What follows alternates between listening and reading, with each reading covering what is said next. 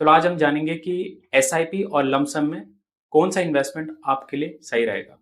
तो एसआईपी क्या है? एसआईपी है कि एक फिक्स्ड अमाउंट एक फिक्स डेट पे और एक पर्टिकुलर म्यूचुअल फंड पे हर महीने इन्वेस्ट होगा, नहीं तो जो फ्रीक्वेंसी में आप चाहेंगे वो इन्वेस्ट होगा। एक सिस्टमैटिक टाइप का इन्वेस्टमेंट है। लमसम क्या है? जैसे नाम ही है लमसम, एक बड़ा अमाउंट आप वन टाइम इन्वेस्टमेंट कर रहे हो। चलो आज हम जानेंगे कि तो चलो क्राइटेरिया देख लेते हैं कि कौन सा ऑप्शन आपके लिए सही रहेगा। एसआईपी के लिए आपको चाहिए स्मॉल अमाउंट, राइट? 500 से 1000 से भी आप कोई भी फंड में आप इन्वेस्ट कर सकते हो। लमसम का नाम ही है एक बड़ा अमाउंट। टाइम क्या होना चाहिए?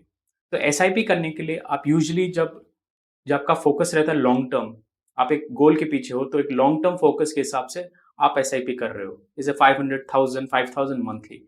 लमसम में आप एक टाइम पीरियड आपका शॉर्ट है, आपको शायद ये पैसा अगले 1 ईयर 2 ईयर में चाहिए, तो टेम्परेली भी आप इसको पार्क कर सकते हो, जैसे 1 महीने 2 महीने के लिए आप इन्वेस्ट कर रहे हो।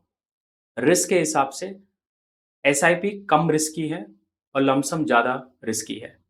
ये कैसे हो सकता है? क्योंकि एसआईपी में आप मार्केट टाइम नहीं कर रहे हो, क्योंकि जब मार्केट अप भी रहता है आप इन्वेस्ट कर रहे हो, जब डाउन भी रहता है आप इन्वेस्ट कर रहे हो, तो ओवरऑल ये फैक्टर हो जाता है। बट जब लमसम है, अगर आप पीक पे करोगे आप इन्वेस्टमेंट, तो आपको लॉस होगा।